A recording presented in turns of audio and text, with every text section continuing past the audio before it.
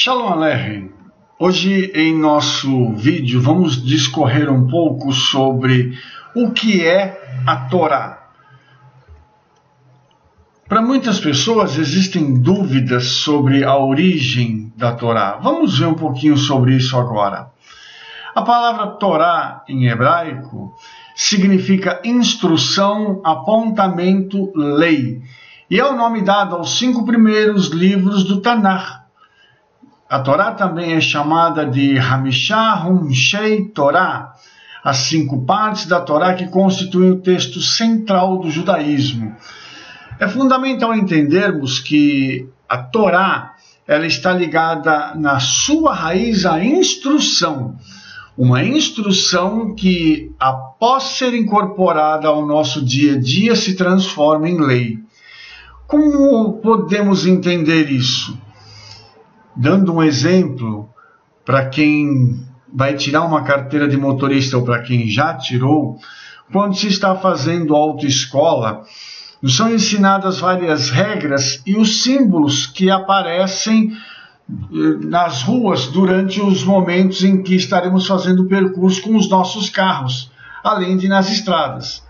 Na hora, isso parece não ter um significado importante, porém, quando nós começamos a trafegar com o nosso carro, nós entendemos que aquela instrução que recebemos preliminarmente se transforma em lei e quando nós a obedecemos, nós poupamos a nossa vida e a dos demais de acidentes.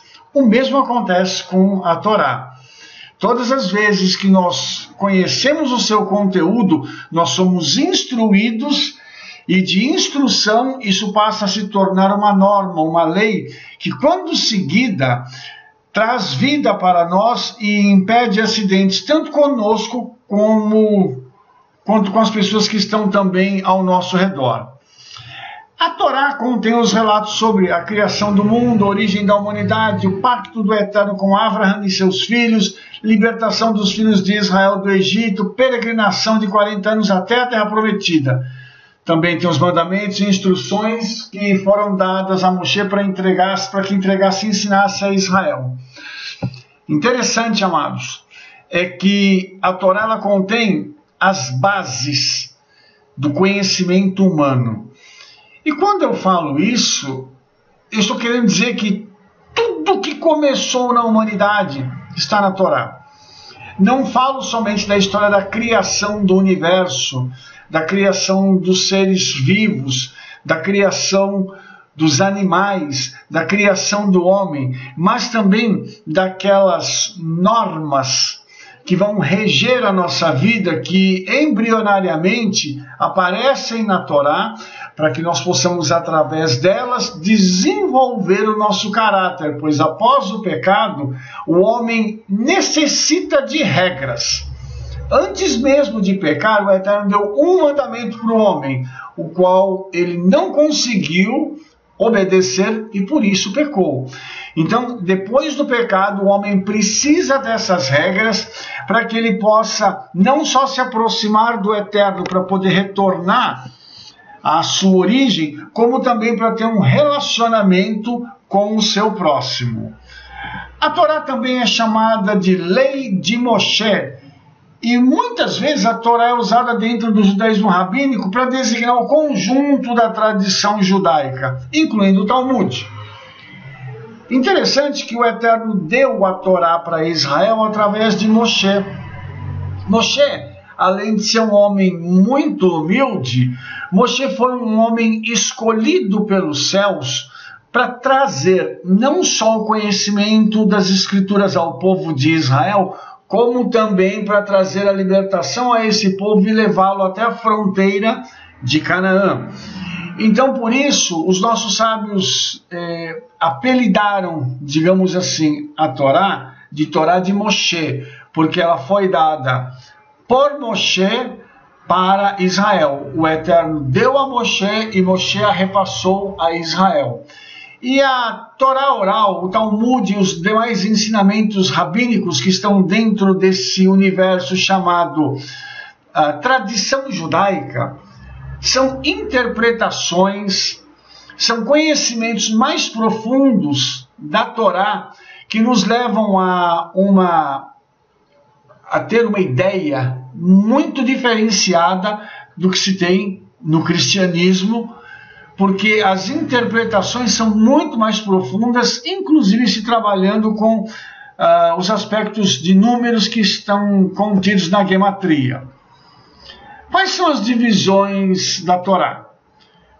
A Torá se constitui de 5 partes que são nomeadas de acordo com a primeira palavra do texto que inicia o capítulo.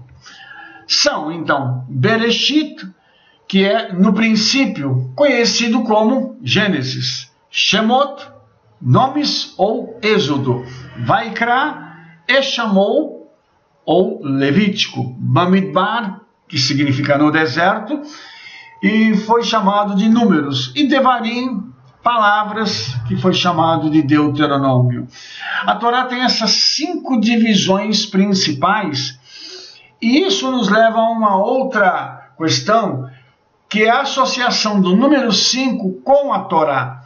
Todas as vezes que o número 5 aparece nas Escrituras, ele está relacionado à Torá por causa destas divisões do texto.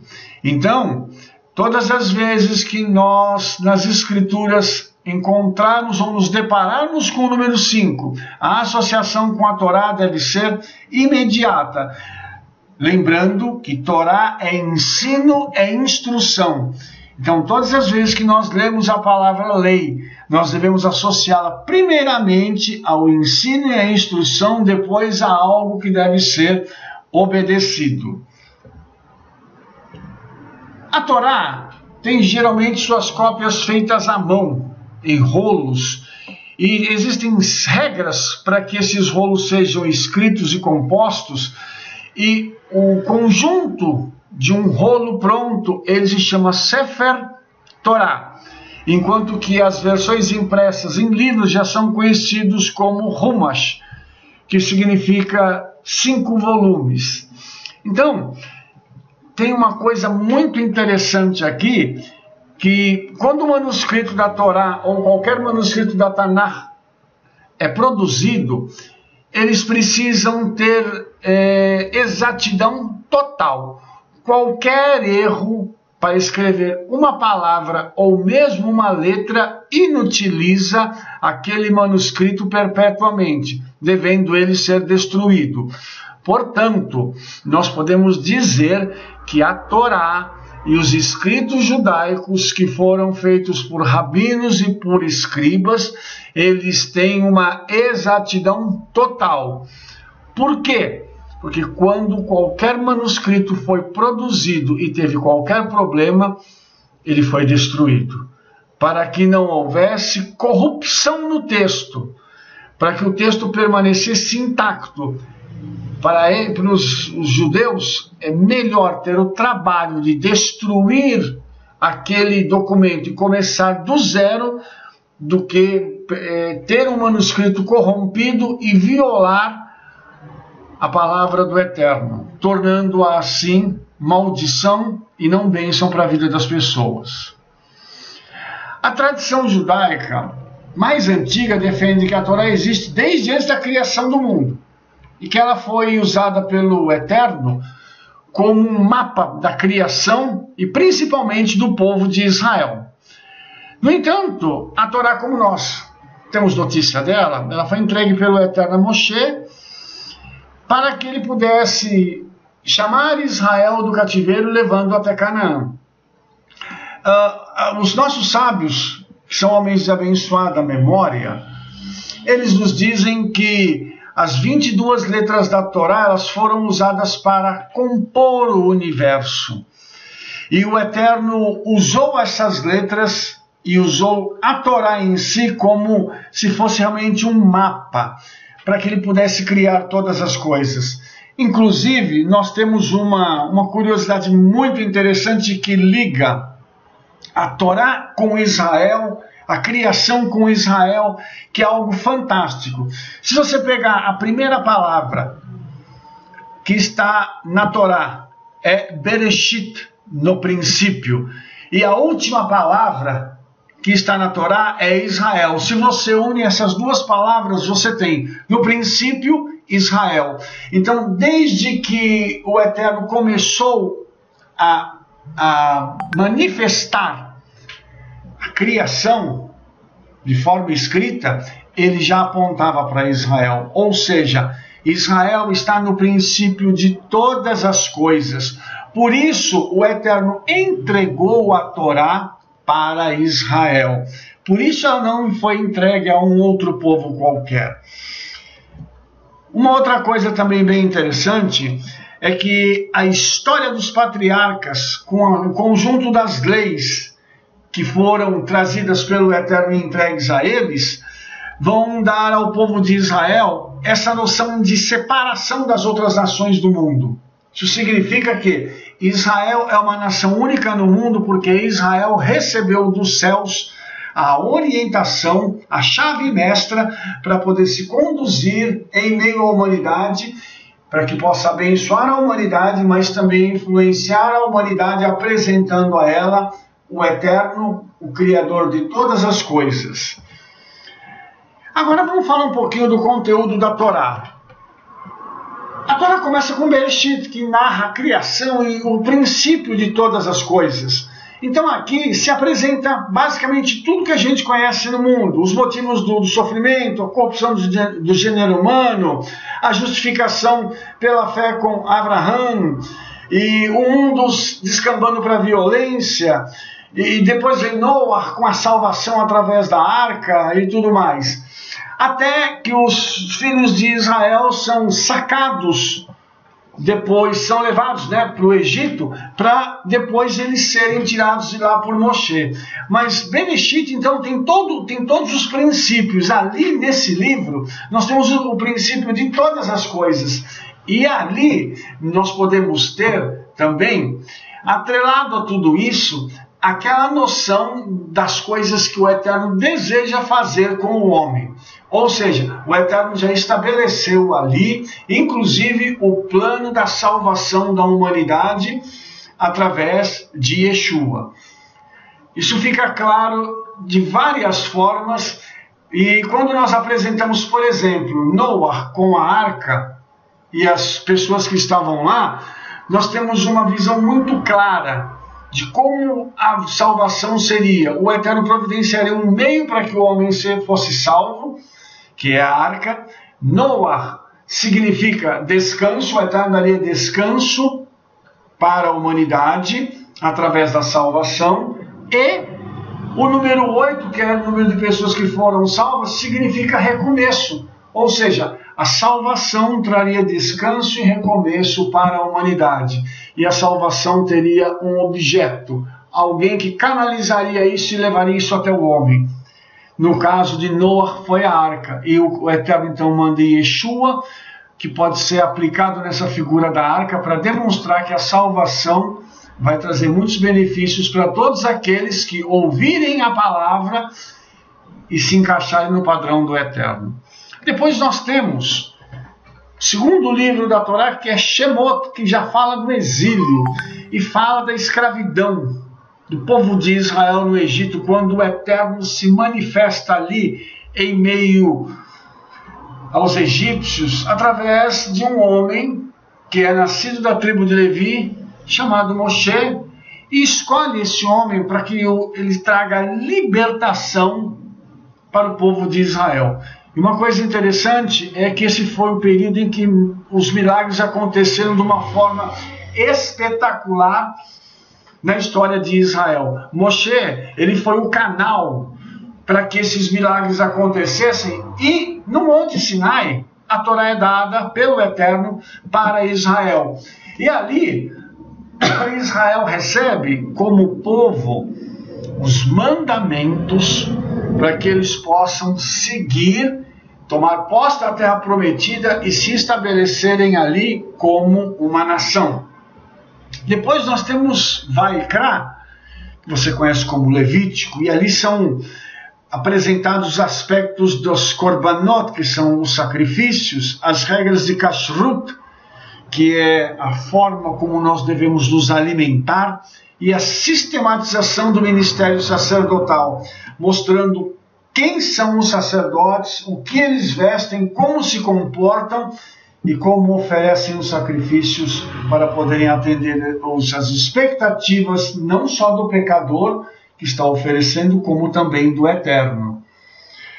Depois nós temos Bamidbar, o quarto livro, que fala das narrações dos israelitas caminhando pelo deserto, as revoltas do povo, e quando o Eterno condena aquele povo que saiu do Egito a morrer no deserto, demonstrando para a gente o seguinte: quem entrou em Canaã não foi o povo que saiu do Egito, mas sim a geração que nasceu no deserto. Os filhos do deserto herdarão Canaã. Assim como aqueles que nasceram no deserto herdaram Canaã, atualmente os filhos do deserto herdarão Canaã. Por isso a gente precisa ficar muito atento às Escrituras para que nós possamos entender que o mundo é um deserto e nós estamos passando por ele. Nós estamos aqui apenas de passagem rumo a algo maior que o Eterno tem para as nossas vidas, como foi no caso do povo de Israel. O último livro é Devarim, onde são compilados os discursos de Moshe que foram feitos nas planícies de Moab, antes da sua morte e depois da entrada do povo de Israel em Canaã, através de Yehoshua, que é o Josué, conhecido por você como Josué. Esse é um pequeno resumo desse conteúdo da Torá, mostrando como o Eterno nos deu a sua palavra, dividiu-a em etapas para que nós possamos atingir Canaã. Ou seja, tudo tem um princípio, depois nós somos libertos do Egito, lá em Levítico, em Vaikra, nós somos instruídos para vivermos com o Senhor.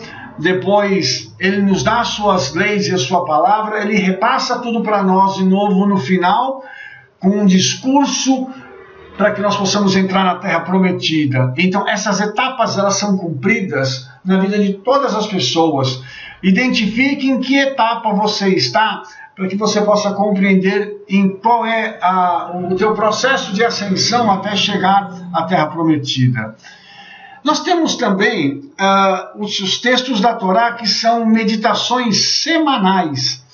Então, a Torá, como ela era conhecida, é um texto corrido. Porém, na época de São Jerônimo, ele dividiu a Bíblia em versículos. E ela passou posteriormente a ser usada, essa divisão em versículos, é claro, pelos judeus, posteriormente, depois do século XVII. E aí, irmãos, nós temos algo interessante, porque essa divisão em versículos ajuda na nossa memorização, na identificação de textos e na hora do estudo. Então, essa foi uma medida que trouxe para nós benefícios para o nosso estudo e conhecimento da palavra do Eterno. Para os judeus, há também uma divisão semanal, que é conhecida como Parashá, que são 54 porções. A cada semana é lida uma e estudada uma, segundo o calendário judaico. E aqui tem uma coisa interessante, porque nós vamos começar lá em Bereshit e terminar em Devarim, em 54 semanas, ou seja, em um ano, o estudo da Torá é feito por completo. No nosso caso, você vai perceber que nós não fazemos só o estudo da Parashá e dos profetas, mas nós fazemos da Brit Hadashá também, ou seja, nós conseguimos estudar a Bíblia de forma geral durante um ano inteirinho. Qual é o objetivo da gente estudar a Bíblia toda em um ano? E está respondido isso no número 54. Você pode me perguntar assim, mas como assim no número 54? O que esse número tem de especial? É que se você soma 5 mais 4, dá 9. E o 9, dentro da tradição judaica, está ligado a Emet, que é verdade. Ou seja, o estudo das Escrituras tem um só objetivo, nos conduzir à verdade. E dentro do judaísmo isso fica muito claro quando a gente aplica essa regrinha básica de instrução, demonstrando como é fácil fazer com que nós alcancemos a verdade. Para alcançar a verdade, precisamos então estudar a palavra do Eterno. Sem o conhecimento das Escrituras, nós não teremos a verdade. Por isso é tão importante conhecer a verdade. E o próprio Yeshua disse isso, que nós teremos um relacionamento com a verdade, e a verdade nos libertaria. Então, a meditação das parashiot, né, das porções da Torá, começa com Bereshit, e cada porção é dividida em subpartes que você pode ir meditando ao longo do seu estudo semanal. E aqui nós colocamos algumas só para ilustrar. E depois, quando nós chegamos na segunda semana, nós temos Noah, que vai de Bereshit 6:9 a 12:1. E aí, nós temos as demais porções, das quais nós vamos falar daqui a alguns instantes, até chegar na última porção, chamada Vezot Habraha. Esta é a bênção. Então, nós começamos o nosso estudo com a primeira porção, que se chama No Princípio, e terminamos com o estudo que se chama E Esta é a Bênção. Ou seja, no princípio, nós vamos caminhar até esta é a bênção, até no final do texto de Deuteronômio, encontrarmos a bênção do Eterno. Isso para nós é muito significativo e demonstra que, além de conhecimento, além de salvação, além de instrução, o estudo da palavra do Eterno nos traz bênção. Ou seja, vale muito a pena estudar a palavra do Eterno. Nós temos agora uma grade aqui mostrando cada uma das 5 porções da Torá. Primeiro Bereshit, de Bereshit até Vayeri, onde nós temos cada uma das porções com a porção da Torá, no meio os profetas e do lado direito a Brit Hadashah, o Novo Testamento, os textos que são interligados e que são estudados semanalmente para que nós possamos ter o enriquecimento das Escrituras e alcançar tudo isso que eu já falei para você. Depois nós temos Shemot, tá? Que também tem as porções de Shemot. Nós começamos e depois terminamos o livro de Êxodo em Pekudei.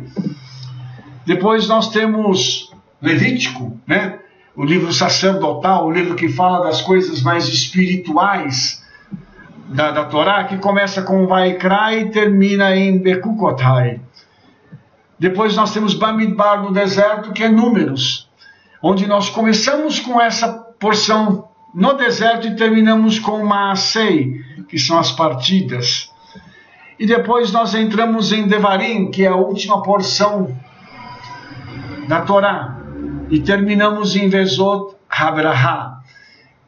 Esta é só uma ideia do que é a Torá, de como estudar a Torá, para que nós possamos adquirir não somente o conhecimento, mas um relacionamento profundo com o Eterno, com Yeshua e com o Ruach HaKodesh, o Espírito Santo, porque nós só podemos nos relacionar com aqueles a quem conhecemos, e nós só podemos conhecer o Eterno, Yeshua e o Espírito Santo através da palavra.